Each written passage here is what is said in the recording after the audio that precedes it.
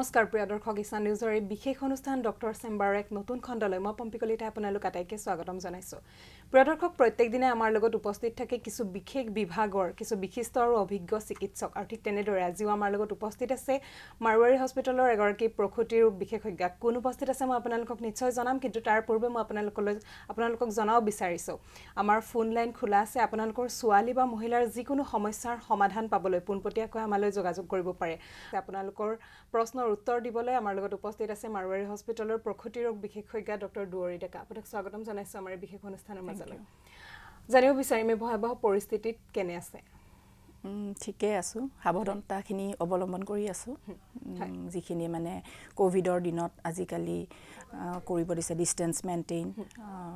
Frequent hand ৱাশ্বিং আৰু mask পৰিধান কৰা, চেনিটাইজেশ্যন, এইবিলাক আমি ফ'ল' কৰি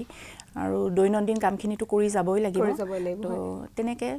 কৰি আছো। যেহেতু আচলতে কোভিডৰ এটা খুব ভয়াৱহ পৰিস্থিতি, মই জানিব বিচাৰিম যে কোভিডৰ এই ভয়াৱহ পৰিস্থিতিত এগৰাকী গৰ্ভৱতী মহিলাৰ কি কি অসুবিধা হ'ব পাৰে আৰু কি কেনেকুৱা ধৰণৰ সাৱধানতা অৱলম্বন কৰিব লাগে? চাওক, pregnancy is not a disease. প্ৰেগনেঞ্চিটো হ'ল এটা নেচাৰেল প্ৰচেছ, আৰু হয়তো সেইটো কাৰণেই প্ৰেগনেঞ্চিত কোভিড ইনফেকশ্যনটো এতিয়ালৈকে ইমান মানে খুব চিভিয়াৰ এতিয়ালৈকে হোৱা নাই। মেক্সিমাম পেচেণ্ট ধৰক মাইল্ড টু মডাৰেট চিমটমছখিনি দেখা দিয়া হৈছে তেওঁলোকৰ শৰীৰত, আৰু বহুখিনি ক্ষেত্ৰত আমি দেখিছোঁ বহু পেচেণ্ট এচিমটমেটিক হৈ আছে, যদিও প্ৰেগনেঞ্চি আছে এচিমটমেটিক হৈ আছে। আৰু যেতিয়া প্ৰেগনেণ্ট লেডি এগৰাকী ধৰক কোভিড ইনফেকশ্যন হয়, তেতিয়া আমি একেইখিনি আমি যিখিনি মানে নন প্ৰেগনেণ্ট লোকসকলক আমি এডভাইচ কৰোঁ,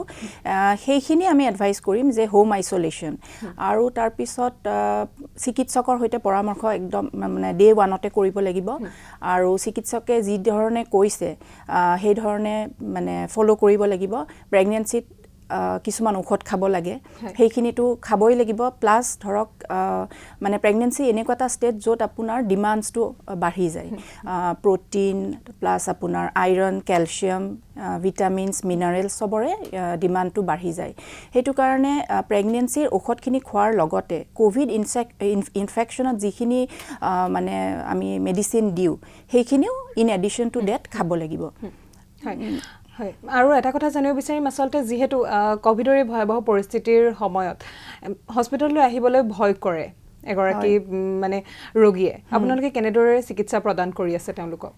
চাওক, যেতিয়া ফাৰ্ষ্ট ৱেভ আহিছিলে তেতিয়া আমাৰ ফুল লকডাউন আছিলে, আৰু সেইখিনি সময়ত এগৰাকী পেচেণ্টক আমি যিটো মাহে মাহে আমি চেকআপ কৰোঁ সেইটো আমি কমাই আহিবলৈ কৈছিলোঁ, আৰু আমি কৈছিলোঁ যে আনটিল এণ্ড আনলেছ যদি কিবা খুব প্ৰয়োজন হয় তেতিয়াহে আহিব লাগে, আদাৰৱাইজ আমি অ'ভাৰ ফোন বা যিটো আমি ইণ্টাৰনেটৰ থ্ৰু দি আমি তেনেকেই চিকিৎসা প্ৰদান কৰিছিলোঁ। আৰু য'ত মানে ধৰক যিখিনি ইনভেষ্টিগেশ্যন মিনিমাম ধৰক গোটেই গৰ্ভধাৰণৰ পিৰিয়ডটোত আমি 3খন মিনিমাম আল্ট্ৰাচাউণ্ড কৰিব লাগে, এখন ইনিচিয়েল পিৰিয়ডত, এখন 5 মাহত আৰু এখন 9 মাহত। এতিয়া সেইকেইখন ধৰক কৰিবই লাগিব, তাৰ কাৰণে আহিবই লাগিব। আদাৰৱাইজ মেডিচিনখিনি অ'ভাৰ ফোনো আমি কৰিব পাৰোঁ, কিন্তু তথাপিও মিনিমাম কেইটামান ভিজিট আমি এলাউ কৰিছিলোঁ, আৰু আনটিল এণ্ড আনলেছ যদি কিবা ইমাৰ্জেঞ্চি হয় তেতিয়া কথাটো বেলেগ, আদাৰৱাইজ আমি যোৱা বছৰ আমি তেনেকৈ মেনেজ কৰিছিলোঁ। এই বছৰ আমি অকণমান সেই বস্তুখিনি আমি অকণমান ৰিলেক্সেশ্যন দিছোঁ। আমি এইবাৰ উইথ প্ৰিকশ্যন, কাৰণ আমিতো চলাই গৈয়ে থাকিব লাগিব, আমাৰ চিকিৎসা প্লাছ প্ৰেগনেঞ্চি পেচেণ্ট আহিয়ে আছে, তো এতিয়া মানে আমি অকণমান উইথ ৰিলেক্সেশ্যন আমি পেচেণ্টক মাতোঁ, আৰু গোটেই প্ৰিকশ্যনখিনি লৈ পেচেণ্ট আহে, আৰু এতিয়ালৈকে আমি তেনেকৈ চিকিৎসা প্ৰদান কৰিছে। নিশ্চয় এটা কথা জানিব বিচাৰিম, গৰ্ভৱতী মহিলা এগৰাকীয়ে গৰ্ভধাৰণ কৰা প্ৰথমটো দিনৰ পৰা শিশু এটা জন্ম দিয়ালৈকে ল'বলগীয়া প্ৰধান যতনসমূহ কি কি? হয়, যেতিয়া এগৰাকী মহিলাই গম পায় যে তেখেত গৰ্ভধাৰণ কৰিছে, প্ৰেগনেণ্ট হয়, তেখেতে অনতিপলমে 2 দিনৰ ভিতৰতে চিকিৎসকৰ ওচৰত কাষ চাপিব লাগে, কাৰণ আমি প্ৰথম 3 মাহ খুবেই ক্ৰুচিয়েল পিৰিয়ড, আৰু এইটো সময়ত আমি বহুত কথা বুজাই দিওঁ, কিছুমান ডুজ এণ্ড ড'নটছ আছে যিবিলাক কৰিব লাগে, কি খাদ্য খাব লাগে, কি খাদ্য খাব নালাগে, আমি সেইবিলাক বুজাই দিওঁ। আৰু এখন ছ'ন'গ্ৰাফি কৰোঁ যিখন খুবেই ইম্পৰ্টেণ্ট। এই ছ'ন'গ্ৰাফিখনৰ ইম্পৰ্টেঞ্চ মই এয়াই ক'ব বিচাৰিছোঁ যে কিছুমান পেচেণ্টে ক'ব নোৱাৰে লাষ্ট মাহেকীয়াৰ ডেটটো বা কেইমাহ হৈছে, কেইদিন হৈছে, তেতিয়াহ'লে আমি এইখন ছ'ন'গ্ৰাফি কৰি যিটো আমি এক্সপেক্টেড ডেট অফ ডেলিভাৰী ডেটটো এটা অনুমান কৰিব পাৰোঁ, আৰু এইখন আৰ্লি ছ'নোগ্ৰাফিখনেই হ'ল আপোনাৰ কাৰেক্ট যিটো ডেট মানে দিয়ে সেইটো হিচাপে আমি ধৰোঁ আৰু ধৰক হাৰ্ট ৰেটটো আহিছেনে নাই বাচ্চাটো হাৰ্ট ৰেট আহিছেনে নাই কিছুমান ক্ষেত্ৰত দেখা যায় যে বাচ্চাৰ হাৰ্ট ৰেট নাহে তেতিয়াহ'লে প্ৰেগনেঞ্চিটো ভায়েবল নহ'বও পাৰে আৰু কিছুমান ক্ষেত্ৰত আমি গম পাওঁ যে কেতিয়াবা জৰায়ুৰ বাহিৰতো প্ৰেগনেঞ্চি হোৱা দেখা যায় which is very fatal to the mother emergency condition এইটো এটা মাকৰ কাৰণে তো তেনেকুৱা ধৰণৰ বস্তু আমি আৰ্লি প্ৰেগনেঞ্চিত গম পাওঁ সেইকাৰণে আমি আৰ্লি প্ৰেগনেঞ্চিত পেচেণ্টক আহিব এনকাৰেজ কৰোঁ মেডিচিন কিছুমান দিওঁ যিখিনি মেডিচিন সেই পিৰিয়ডটোত যি দিয়া মেডিচিনখিনি বাচ্চা এটাৰ কাৰণে যিটো ব্ৰেইন ডেভেলপমেণ্ট হয় তাৰ কাৰণে খুবেই প্ৰয়োজনীয় আৰু সেইটোক 3 মাহলৈকেহে আমি দিওঁ সেইকাৰণে কেতিয়াও মিছ কৰিব নালাগে তাৰপিছত আমি 5 মাহত এটা ছ'নোগ্ৰাফি কৰোঁ সেইটো আপোনাৰ বাচ্চাটো যদি কিবা বিকলাংগ আপোনাৰ আজিকালি আমি দেখা পাওঁ বহুত বাচ্চা মেণ্টেলি ৰিটাৰ্ডেড ডাউন চিণ্ড্ৰম এনেকুৱা ধৰণৰ বেমাৰ আজাৰ আমি ধৰা ডায়েগন'চিছ কৰিব পাৰোঁ 5 মাহৰ ছ'নোগ্ৰাফিটোত আৰু আমি গোটেই মানে প্ৰেগনেঞ্চি পিৰিয়ডটোত আমি প্ৰত্যেকগৰাকী পেচেণ্টক মাহে মাহে মাতোঁ যে পেচেণ্টগৰাকী 8 মাহত সোমায় তেতিয়া আমি পেচেণ্টগৰাকীক এমাহৰ সলনি 2 সপ্তাহৰ মূৰে মূৰে মাতোঁ আৰু ফাইনেল এটা ডিচিজন মেকিং আল্ট্ৰাছাউণ্ড এটা আছে সেইটো আমি 9 মাহত কৰোঁ য'ত এটা আমি ধাৰণা কৰিব পাৰোঁ যে প্ৰেগনেণ্ট লেডিগৰাকীয়ে ডেলিভাৰীটো কেনেকৈ ধৰণে কৰিব পাৰোঁ মানে ধৰক নৰ্মেল ডেলিভাৰী নে চিজাৰিয়ান কাৰণ কিছুমান ক্ষেত্ৰত আমি দেখা যায় সেই আল্ট্ৰাছাউণ্ডত যদি চব ঠিকে থাকে পানী ঠিকে থাকে বেবি ৱেইট ঠিকে থাকে আপোনাৰ এভৰিথিং যদি ওকে থাকে তেতিয়া আমি নৰ্মেলৰ কাৰণে ট্ৰাই কৰিব পাৰোঁ আৰু যদি বোলে দেখোঁ কেতিয়াবা ফুলটো কেতিয়াবা তলত থকা দেখা যায় কেতিয়াবা পানী কম থাকে কেতিয়াবা বাচ্চাটো খুব কমজোৰ হয় IUGR বুলি কওঁ আমি সেইটো কণ্ডিশ্যনক কেতিয়াবা বাচ্চাটো বিগ বেবি হয় in comparison to mother's pelvis so' তেনেকুৱা কিছুমান বহুত তেনেকুৱা কণ্ডিশ্যনছ আছে যি কণ্ডিশ্যনত আমি চিজাৰিয়ান ছেকশ্যন আমি ডিচিশ্যনটো ল'ব লাগিব সেইকাৰণে এইবিলাকৰ খুব ইম্পৰ্টেঞ্চ আছে সেইকাৰণে মানে পেচেণ্টে চিকিৎসকৰ ওচৰত আহিব লাগে টাইম টু টাইম আৰু ডিউৰিং দ্য পিৰিয়ড ধৰক গোটেই সময়খিনি আমিতো আইৰণ কেলছিয়াম দিওঁৱেই আৰু চাওঁ আমি ব্লাড প্ৰেছাৰ প্লাছ ইনভেষ্টিগেশ্যনছ ব্লাডৰ ইনভেষ্টিগেশ্যনছ আছে যদি কিবা ধৰা পৰে একৰ্ডিংলি আমি ট্ৰিট কৰিব পাৰোঁ থাইৰয়ডৰ প্ৰব্লেম খুব দেখা পোৱা যায় আজিকালি সেইবিলাক আমি আহিলেহে পেচেণ্টগৰাকীক আমি গম পাম যে প্ৰব্লেমটো আছে প্ৰপাৰ হিষ্ট্ৰী টেকিং প্লাছ আপোনাৰ ইনভেষ্টিগেশ্যন ব্লাড ইনভেষ্টিগেশ্যন এই সকলোখিনি কৰিলে পেচেণ্টগৰাকীও ছেফ ছাইডত থাকে আৰু প্লাছ এটা হেল্ডি বেবি ডেলিভাৰী দিব পাৰে নিশ্চয় হয় ভেকচিন সন্দৰ্ভত জানিব বিচাৰিম এগৰাকী দুগ্ধপান গাখীৰ খুৱাই থকা মাকে শিশু এটাক মানে যেতিয়া গাখীৰ খুৱাই থাকে সেই মাকজনী ক'ভিড ভেকচিন ল'ব পাৰেনে বা প্ৰেগনেঞ্চিৰ সময়ত ক'ভিড ভেকচিন ল'ব পাৰেনে হয় প্ৰেগনেঞ্চিৰ সময়তো ক'ভিড ভেকচিন ল'ব পাৰি আৰু লেক্টেটিং মাদাৰ অৰ্থাৎ দুগ্ধপান কৰি থাকিলেও মানে ক'ভিড ভেকচিন ল'ব পাৰি খালি আমি প্ৰেগনেঞ্চিত কি হয় এতিয়া আমাৰ ইয়াতে ধৰক কোভেক্সিন আৰু কোভিশ্বিল্ড আমি দিছোঁ এতিয়া ৰিচেণ্টলি স্পুটনিক ভেকচিনটোও আহিছে কিন্তু প্ৰেগনেঞ্চিত আমি ধৰক অকণমান প্ৰিফাৰেঞ্চ কোভেক্সিনক দিওঁ কাৰণ because of the interval between the 2 ড'জেছ কাৰণ কোভেক্সিনৰ ধৰক ফাৰ্ষ্ট ড'জ আৰু ছেকেণ্ড ড'জৰ মাজত যিটো ব্যৱধান সেইটো হ'ল আপোনাৰ 4 উইকছ টু 6 উইকছ তাৰমানে এমাহৰ পৰা 1.5 মাহ আৰু কোভিশ্বিল্ডৰ যিটো ব্যৱধান সেইটো অকণমান দীঘলীয়া 12 উইকছ টু 16 উইকছ মানে 3 মাহৰ পৰা 3.5 মাহ সেইটো কাৰণে ধৰক কেতিয়াবা প্ৰেগনেণ্ট লেডি এগৰাকী শেষৰ ফালে আহে তেতিয়াহ'লে ধৰক ব্যৱধানটো যিহেতু বেছি সেইটো কাৰণে আমি কেতিয়াবা ডেলিভাৰী ডেট পাৰো হৈ যাব পাৰে বা প্ৰেগনেঞ্চি মানে আপোনাৰ আগতীয়াকৈ ডেলিভাৰী হৈ যাব পাৰে সেইটো কাৰণে আমি কোভেক্সিনটো বেছি প্ৰিফাৰ কৰোঁ because of the short duration of 2 ড'জেছ সেইটো কাৰণে আদাৰৱাইজ এনেই 2টা ভেকচিনে আমি দিওঁ কোভিশ্বিল্ডো দি আছোঁ কোভেক্সিনো দিছোঁ একো তাৰ বিৰূপ প্ৰতিক্ৰিয়া নাই হয় নিশ্চয় আৰু যিহেতু ৱৰ্ল্ড ব্ৰেষ্ট ফিডিং উইক চলি আছে তাৰ উপকাৰিতা আৰু অপকাৰিতাৰ বিষয়ে মই জানিব বিচাৰিম এই মাহৰ আগষ্টৰ আপোনাৰ 1ৰ পৰা 7 তাৰিখৰ লৈকে ৱৰ্ল্ড ব্ৰেষ্ট ফিডিং ডে চলি আছে এইটো প্ৰত্যেকখন হস্পিটেলত হৈ আছে আমাৰ হস্পিটেলতো হৈ আছে মাৰোৱাৰী মেটাৰ্নিটি হস্পিটেলতো ইয়াত আমি চিষ্টাৰসকলক আমি কওঁ আৰু পেচেণ্ট বুলি মানে কি আৰু যিসকল লেক্টেটিং মাদাৰ আৰু যিসকল গোয়িং টু বি মাদাৰ মানে ডেলিভাৰী হ'ব আৰু তেনেকুৱাসকল লোকক আমি এটা কওঁ যে ব্ৰেষ্ট ফিডিং এনকাৰেজ কৰিব যে লাগে সেইটো এনকাৰেজ কৰিবৰ কাৰণে আমি এইটো পাতিছোঁ কাৰণ এতিয়া বহু ক্ষেত্ৰত দেখা যায় ৱৰ্কিং মাদাৰ্ছ যোনে কামৰ কাৰণে বাহিৰলৈ যায় আৰ্টিফিচিয়েলি ফিড কৰে বেবিক তাত কি সমস্যা দেখা পায় সেইবিলাকৰ কাৰণে আমি এইটো উইক পালন কৰিছোঁ আৰু ব্ৰেষ্ট ফিডিংটো হ'ল কি আপোনাৰ এটা নেচাৰেল প্ৰচেছ প্ৰথম এদিন দুদিন ইভেন 3 দিনলৈকে মাকৰ গাখীৰ নোলাবও পাৰে সেইটো এটা য়েল্লোইছ ডিচাৰ্জ এটা হয় বহুতে ভাবে যে সেইটো বেয়া বুলি পেলাই দিয়ে কিন্তু এইটো সম্পূৰ্ণ ভুল ধাৰণা এইটো কোলেষ্ট্ৰম বুলি কওঁ এইটো বেবিয়ে খোৱাটো খুবেই প্ৰয়োজনীয় কাৰণ এইটোত কিছুমান এনেকুৱা আছে ইমিউনোগ্লোবুলিন আছে যিটোৱে কাৰণ বেবিসকলৰ নৱজাতকসকলৰ মানে ইমিউন সিস্টেমটো ডেভেলপ নহয় ইমিউনিটিটো ইমান নাথাকে সেইকাৰণে মাকৰ দুগ্ধপান কৰিলে সেই পদাৰ্থখিনি যিখিনি ইমিউনোগ্লোবুলিন এ বুলি কৈছোঁ সেইখিনি মাকৰ গাখীৰৰ পৰা বেবিয়ে পায় চ' নৱজাতকে সেইকাৰণে ইমিউন সিস্টেমটো ষ্ট্ৰং হয় সিহঁতে ৰোগ প্ৰতিৰোধ কৰা ক্ষমতাটো সিহঁতৰ বাঢ়ে আৰু দেখিছোঁ ব্ৰেষ্ট ফিডিং কৰা বেবিবিলাকৰ ক্ষেত্ৰত আমি ডায়েৰিয়াটো কাৰণ ইট ইজ ইজিলি ডাইজেষ্টেবল ব্ৰেষ্ট মিল্কটো হৈছে খুব সহজে হজম হয় আৰু সেইটো কাৰণে মানে বেবিবিলাকৰ ডায়েৰিয়া কনষ্টিপেশ্যন এইবিলাক নহয় আৰু বহুত বেমাৰৰ পৰা সিহঁতে মানে পৰিত্ৰাণ পাব পাৰে যেনে ইয়াৰ ইনফেকশ্যন মেনিনজাইটিছ এটা বেমাৰ আছে ক্ৰনছ ডিজিজ ইয়াইট ৰেকৰ্ড হয় কোলাইটিছ এইবিলাক মানে কম হয় ইনচিডেন্স ৰেটটো কম আৰু সবতকৈ ইম্পৰ্টেণ্ট হৈছে ওবেচিটি নহয় অভাৰৱেট নহয় আৰ্টিফিচিয়েলি ফিড কৰা বেবিবিলাকৰ ওবেচিটিটো খুব দেখা যায় তেওঁলোক খুব অভাৰৱেট হয় কিন্তু ব্ৰেষ্ট ফিড কৰা বেবিবিলাক এক্টিভ হয় হেলদি হয় অভাৰৱেট নহয় সিহঁতৰ আৰু সেইকাৰণে ভৱিষ্যতে সিহঁতৰ যিটো এই development of high blood pressure diabetes এইবিলাকৰ চান্সেছবিলাক কম থাকে আৰু এটা ইম্পৰ্টেণ্ট ফেক্টৰ মই কওঁ যে ফিজিকেল ইমোশ্যনেল আৰু যিটো মানে এটা সাইকোলজিকেল এফেক্ট যেতিয়া মাকে দুগ্ধপান কৰায় নৱজাতকক তেতিয়া মানে মাকৰো আৰু বেবিটোৰো এটা ইমোশ্যনেল এটেচমেণ্ট হয় মাকৰ কিছুমান ব্ৰেইনত কিছুমান ধৰক হৰমন আছে সেই সিগনেল যায় সেই হৰমনটো সিক্ৰেট হয় হলে মানে ষ্ট্ৰেছ ৰিলিভ হয় মাকগৰাকীৰ এটা সেলফ এষ্টিম বাঢ়ে কনফিডেন্ট হয় মাকগৰাকীৰ সিকিউৰড হয় আৰু ষ্ট্ৰেছ ৰিলিভ হলে ধৰক পোষ্টপাৰ্টাম সাইকোসিছ বুলি এটা আছে যি সময়ত বেবিক যেতিয়া গাখীৰ খুৱাই থাকে মাকসকলে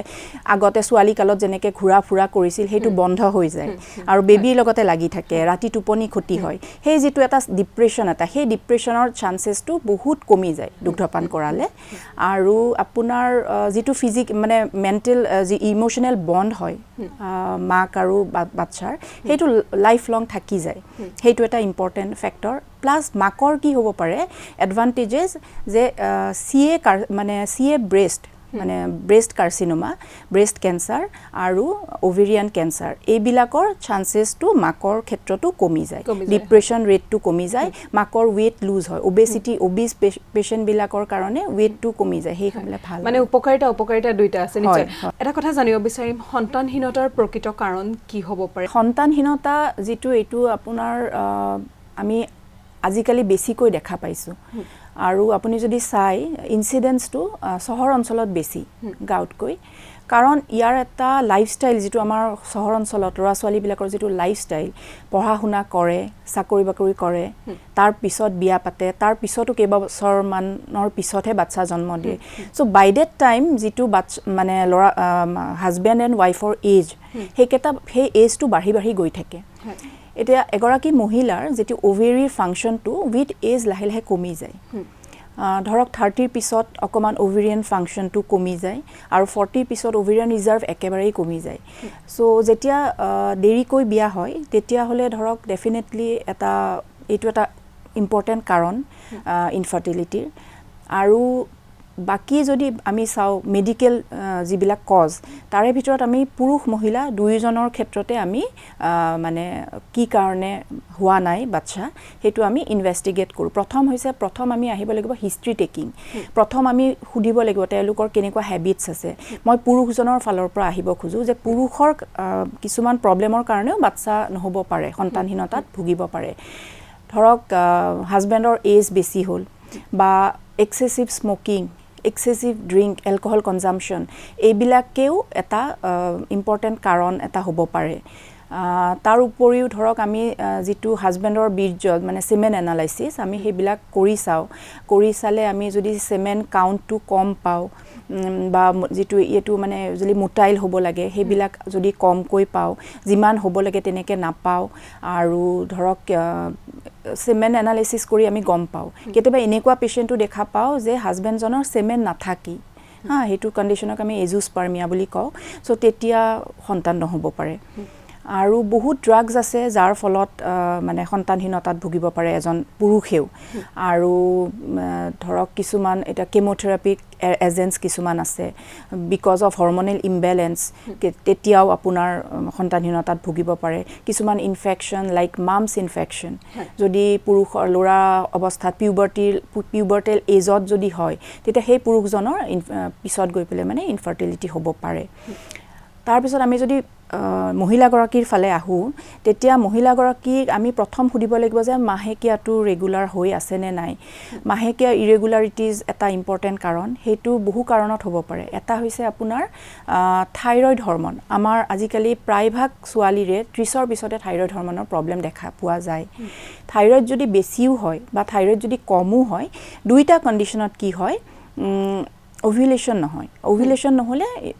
মানে ফাৰ্টিলিটি নহয় বাচ্চা মানে তেতিয়া নিসন্তান হ'ব পাৰে তেতিয়া আমি উচিত মানে টাইমত যদি ডায়াগনোজ কৰিব পাৰোঁ আমি তেতিয়া ট্ৰিটমেণ্ট কৰি থাইৰয়েডটো কেতিয়াবা বেছি বা কম হ'লে আমি দৰৱ দি পেলাই সেইটো চিকিৎসা কৰিব পাৰোঁ তাৰ আৰু আপোনাৰ এটা বহুত কমন কণ্ডিশ্যন আজিকালি দেখা গৈছে PCOD বা PCOS সেইটো পলিচিষ্টিক ওভেৰিয়ান চিনড্ৰম মই আচলতে এই কথাটো আপোনাক সুধিব বিচাৰিছিলোঁ PCODৰ প্ৰধান মানে PCOD কি কাৰণত হ'ব পাৰে আৰু PCODত ভোগা এগৰাকী মহিলাই সন্তান জন্ম দিব পাৰেনে পিছলৈ PCOD কি কাৰণত হ'ব পাৰে মানে এইটো এটা হৰমনেল ইমবেলেন্স হয় তাত কি হয় আমাৰ যিটো শৰীৰত মেইল হৰমন মানে এন্ড্ৰজেনৰ মাত্ৰাটো বাঢ়ি যায় আৰু বাঢ়ি গৈ মানে লোকেলি কি কৰে যিটো ওভেৰি তাৰ সাইজটো বঢ়াই দিয়ে সৰু কিছুমান ফলিকলছ মানে সিস্টৰ দৰে হৈ যায় আৰু ওভেৰিয়ান ফাংচনটো মানে বেয়া কৰি দিয়ে আৰু এইটো মানে হেম্পাৰ কৰে আৰু ওভেৰি ফাংচন কৰাত আৰু এটা কাৰণ হ'ব পাৰে যে খুব শকত ওবেচিটি যদি ওবেচিটিৰ লগত আমি প্ৰায়ে দেখা পাওঁ PCOD বেমাৰটো থকা আজিকালি ছোৱালীবিলাকৰ কি হয় লাইফষ্টাইলটো চেঞ্জ হৈছে আৰু বিশেষকৈ কোভিডৰ দিনত কি হৈছে যে ঘৰতে ইনডোৰ এক্টিভিটি বেছি হৈছে আউটডোৰ এক্টিভিটি একেবাৰে কমি গৈছে আৰু আগতে আমি ধৰক কিছুমান ইভিনিং খেলা ধূলা কৰিছিলোঁ কিন্তু আজিকালি সেইটো দেখা পোৱা নাযায় খালি মোবাইলৰ লগতে লাগি থাকে তো আৰু মানে food habits they are more attracted to junk foods তো junk food কমাই আমি তাক ৰিপ্লেস কৰিব লাগিব ধৰক fruit juice soup fresh fruits dry fruits এনেকুৱা ধৰণৰ বস্তু খাব লাগিব আৰু ফিজিক্যাল এক্টিভিটি আমি এনকাৰেজ কৰিব লাগিব ধৰক ওচৰৰ পৰাই গ'ল কিবা বস্তু এটা আনিবলৈ গাড়ীখন নলৈ পেলে ধৰক খুচকাৰি গ'ল তাৰ পিছত ধৰক লিফট ইউজ নকৰি চিৰিৰে বগালে আৰু ঘৰৰ অলপ কাম সামে কৰিলে তেনেকৈ মানে ফিজিক্যাল এক্টিভিটি যদি বঢ়ায় তেতিয়া হলে আমাৰ বডিটো কমান লিন এণ্ড থিন হৈ থাকে ওবেচিটি আমি কমাব পাৰোঁ তেতিয়া PCOD থকা ম্যাক্সিমাম পেশেন্ট আমি দেখো ওভাৰৱেট তো হৰমনেল ইমবেলেন্স এটা আছে আৰু তাৰ কাৰণ তো এনেকুৱা ধৰণৰ কাৰণেও ইনফাৰ্টিলিটি হ'ব পাৰে আৰু আপোনাৰ হ'ব পেলভিক ইনফ্লেমেটৰী ডিজিজ বুলি কওঁ PID তাত মানে ইনফেকশ্যন আমাৰ যিবিলাক অংগ পেলভিছত আছে ধৰক জৰায়ুটো টিউবছবিলাক আৰু আপোনাৰ ওভেৰি এইবিলাকত ইনফেকশ্যন হয় তেতিয়া হ'লেও আপোনাৰ কেতিয়াবা ইনফাৰ্টিলিটি হ'ব পাৰে আৰু এটা আমাৰ ইণ্ডিয়া যিহেতু এখন ডেভেলপিং কাণ্ট্ৰি ইণ্ডিয়াত এটা খুব কমন কজ অফ ইনফাৰ্টিলিটি হৈছে পেলভিক টিউবাৰক্লোচিছ আৰু এই পেলভিক টিউবাৰক্লোচিছটো বহু ক্ষেত্ৰত আনডায়াগন'জড হৈ থাকে এই পেলভিক টিউবাৰক্লোচিছটো ধৰক বহুতৰে থাকে যদিও গম নাপায় আৰু পিছত গৈ এনেকুৱা হৈ যায় যে টিউবছবিলাক ওভেৰি আৰু জৰায়ুটো এই ইনফ্লেমেশ্যনৰ কাৰণে আঠা লাগি যায় সো এনাটমিটো নোহোৱা হৈ যায় এনাটমিটো ডেষ্ট্ৰয় হয় আৰু তেনেস্থলত মানে গৰ্ভধাৰণ কৰাটো অলপ অসম্ভৱ হৈ পৰে আৰু এটা হৰমনেল কণ্ডিশ্যন আছে সেইটো হৈছে এণ্ডোমেট্ৰিয়ছিছতো এটা ইম্পৰ্টেণ্ট মানে কাৰণ ইনফাৰ্টিলিটিৰ এইবিলাকেই কাৰণ মানে সন্তানহীনতাৰ হয় নিশ্চয় আৰু এগৰাকী মহিলাই যদি মাতৃত্বৰ সুখ লাভ কৰিবৰ কাৰণে টেষ্ট টিউবৰ দ্বাৰা সন্তান জন্ম দিয়াৰ কথা ভাবে কিমান দূৰ সাকসেস হয় টেষ্ট টিউব বেবী অৰ্থাৎ ইন ভিট্ৰ' ফাৰ্টিলাইজেশ্যন য'ত মানে স্পাৰ্মটো আৰু এগটো লৈ বাহিৰত ফাৰ্টিলাইজ কৰি তাৰপিছত আমি ইউটেৰাছত ইমপ্লাণ্ট কৰোঁ আৰু আজিকালি এইটো ৰেটটো বহুত বাঢ়ি গৈছে মানুহে সন্তানহীনতাত ভুগিছে আৰু সেইকাৰণে ধৰক তেওঁলোকে IVF বহুত কাপলছে কৰে এইটো 100% সাকসেস ৰেট নাই এইটো 25 টু ধৰক 35% হে সাকসেস হয় মানে বাকিখিনি শতাংশ বহু ক্ষেত্ৰত দেখা যায় যে এবৰ্শন হয় আপোনাৰ প্ৰেগনেন্সিটো নষ্ট হৈ গৈছে বা কেতিয়াবা ইক্টোপিক প্ৰেগনেন্সি যেটো মানে আপোনাৰ প্ৰেগনেন্সিটো ইউটেৰাছৰ বাহিৰত হয় সো তেনেকুৱাও হয় কিন্তু সাকসেসফুলো এনেকুৱা নহয় যে সাকসেস হোৱা নাই বহু ক্ষেত্ৰত সাকসেস হৈছে আমাৰ ইয়াত বহু কেটা তেনেকুৱা প্ৰতিষ্ঠান আছে য'ত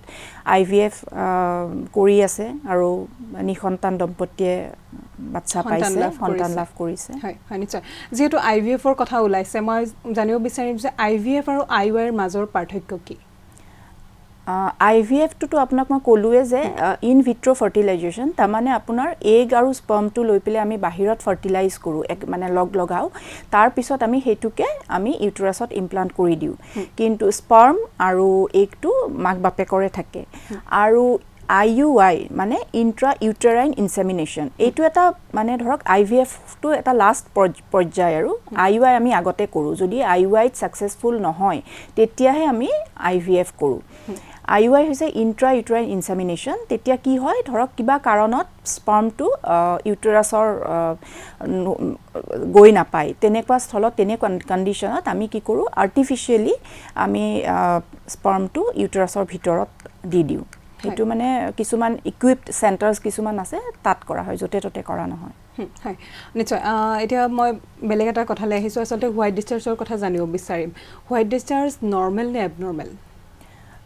চাওক এই কথাটো আমাৰ ম্যাক্সিমাম পেশেন্ট আহি পেলে সুধে বগা স্ৰাব হৈ আছে হোৱাইট ডিসচাৰ্জ লৈ আহে কিন্তু সদায় যে এটো এবনৰ্মেল হেতু নহয় কিছুমান কন্ডিশন যিবিলাক কন্ডিশনত অকমান হোৱাইট ডিসচাৰ্জ বা বগা স্ৰাব যোৱাটো একেবাৰে নৰ্মেল সেই কন্ডিশন কেটা হল আপোনাৰ এটা হল প্ৰেগনেন্সি এটা হল আপোনাৰ মেইনস যেটো হয় মাহেকিয়া যে হয় ছোৱালী বিলাকৰ মাহেকিয়াৰ আগত আৰু মাহেকিয়া হৈ যোৱাৰ পিছত অলপ ডিসচাৰ্জ হ'ব পাৰে আৰু হেতু একেবাৰে নৰ্মেল আৰু ধৰক ওভুলেশন হয় যেতিয়া দুটা মাহেকিয়াৰ মাজৰ পিৰিয়ডটো ধৰক 14 দিন বা 15 দিনত ওভুলেশন হয় নৰ্মেল যেটো 30 দিনীয়া সাইকেল হে ওভুলেশন হলেও কেতিয়াবা আপোনাৰ বিকজ অফ হৰমোনাল চেঞ্জেস মানে অলপ ভেজাইনাল ডিসচাৰ্জ হয় হেতু এইকেটা কন্ডিশনত ভেজাইনাল ডিসচাৰ্জ হয় আৰু হেতু একেবাৰে নৰ্মেল হেকানে চিন্তা কৰিব না লাগে হয় ভেজাইনাল ইনফেকশনৰ বিষয়ে জানিব বিচাৰিম কি কি কাৰণত হ'ব পাৰে হয় যদি হে ভেজাইনাল ডিসচাৰ্জ টু হোৱাইট ডিসচাৰ্জ টু যদি এসোসিয়েটেড উইথ ইচিং আৰু ফাউল স্মেল হ'ব পাৰে কেতিয়াবা তেতিয়া হলে এটো কনসাৰ্ন হয় তেতিয়া হলে আমি কও যে চিকিৎসকৰ পৰামৰ্শ ল'ব লাগে এতিয়া কি কি কাৰণে হয় তাৰ বহুত কাৰণেই আছে এটা হৈছে আপোনাৰ আনহাইজেনিক কন্ডিশন তাৰ পিছত আপোনাৰ ইনফেকশনৰ কাৰণে হ'ব পাৰে ইনফেকশন আপোনাৰ ধৰক বহু ধৰণৰ ইনফেকশন আছে ব্যাকটেৰিয়েল ইনফেকশন তাৰ পিছত আপোনাৰ ফাঙ্গেল ইনফেকশন ইউজুয়ালি ডায়াবেটিক পেশেন্ট বিলাকৰ ক্ষেত্ৰত আমি প্ৰায় দেখো ফাঙ্গেল ইনফেকশন বহুত কমন সো আমি তেনেকে আমি ইনভেস্টিগেট কৰিব লাগিব যদি হোৱাইট ডিসচাৰ্জ লৈ আহে আমি প্ৰথম সুধিব লাগিব যে ইচিং আছে নেকি এমাউন্ট টু এক্সেসিভ এমাউন্ট নেকি আৰু দা কালাৰ অফ দা ডিসচাৰ্জ আৰু দা কনসিস্টেন্সি যদি দৈৰ দৰে ফাটি ওলাইছে তেনেকুৱা ধৰণৰ যদি কন্ডিশন হয় তেতিয়া আমি প্ৰপাৰ ইনভেস্টিগেট কৰো আমি লোকেলি এক্সামিন কৰিম হাই ভেজাইনাল সোৱাব লও আমি সোৱাব লৈ আমি কালচাৰ কৰো কৰি পেলে কি আছে অৰ্গানিজম কিহৰ কাৰণে হৈছে এটো আমি ডিটেক্ট কৰো আৰু তাৰ পিছত ধৰক আমি যদি ব্যাকটেৰিয়েল ইনফেকশন হয় আমি এন্টিবায়োটিক দিও এন্টিবায়োটিকৰে ট্ৰিটমেন্ট কৰো আৰু যদি বুলে ফাঙ্গেল ইনফেকশন হয় তেতিয়া আমি এন্টিফাঙ্গেল দিও সো বিভিন্ন কাৰণত এই হোৱাইট ডিসচাৰ্জটো হয় আৰু হেতু কাৰণে আমি কাৰণটো জানি তাৰ সেই হিচাপে আমি ট্ৰিটমেন্টটো কৰো হয় আৰু লবলগীয়া সাৱধানতা কি হ'ব পাৰে যিখিনি এগৰাকী ছোৱালীয়ে ঘৰতে লব পাৰে হয় এটা কি হয় বহুতে ভেজাইনাল ডিসচাৰ্জ হলে মানে বাৰ ধুই থাকে পানীৰে যেটো একেবাৰে কৰিব না লাগে কাৰণ কিয় আমাৰ ভেজাইনাত কিছুমান গুড ব্যাকটেৰিয়া থাকে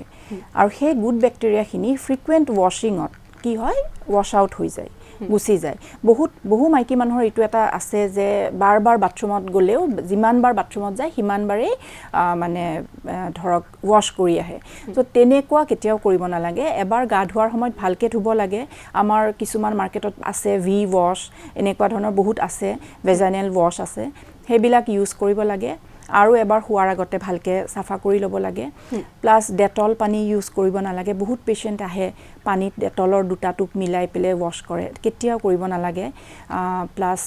আপোনাৰ চাবোন ইউজ কৰিব নালাগে তাৰে পিএইচটো বেলেগ থাকে সেইটো কাৰণে আমি কিছুমান তাৰে ৱাশ আছে আমি প্ৰেছক্ৰাইব কৰোঁ চ' সেয়াৰে দিনত দুবাৰকৈ ৱাশ কৰিলে হৈ যায় ডেট ইজ এনাফ আৰু বাকী বাৰ ধুই থাকিব নালাগে সেইটোৱে আৰু নিশ্চয় যিহেতু সময় শেষ হৈ আহিছে আপোনাক এই অনুষ্ঠানৰ পৰা বিদায় দিব লাগিব গতিকে শেষত কি ক'ব বিচাৰিব চবে সাৱধানে থাকক দিন খুবেই বেয়া এতিয়া কোভিডৰ ফাৰ্ষ্ট ৱেভটো গ'ল ছেকেণ্ড ৱেভো সমাপ্তই হৈছে এতিয়া থাৰ্ড ৱেভ বুলি মানুহে চবে ভয় খাই আছে এতিয়া আমি সাৱধান হোৱাৰ বাহিৰেতো আৰু বেলেগ একো কাম কৰিবই নোৱাৰোঁ সাৱধান হ'ব লাগিব আৰু যিখিনি প্ৰট'কল সেইখিনি ফ'ল' কৰিব লাগিব আৰু কিবা যদি হয় প্ৰব্লেম হয় তেতিয়া চিকিৎসকৰ ওচৰত কাষ চাপিব লাগিব নিশ্চয় আৰু আপোনালৈও আচলতে অশেষ ধন্যবাদ থাকিল ইমান ভয়াৱহ পৰিস্থিতি এটাৰ মাজত আমাক বহুমূলীয়া ইমানখিনি সময় দিয়াৰ বাবে আৰু প্ৰিয় দৰ্শক নিশ্চয় আপোনালোকেও আজিৰ এই অনুষ্ঠানটোত বিভিন্ন প্ৰশ্নৰ উত্তৰ পালে বিভিন্ন সমস্যাৰ নিশ্চয় সমাধান পালে পুনৰ এক নতুন খণ্ডত এগৰাকী নতুন চিকিৎসকৰ সৈতে লগ পোৱাৰ প্ৰতিশ্ৰুতিৰে মই পম্পী কলিতাই আজিলৈ বিদায় লৈছোঁ ধন্যবাদ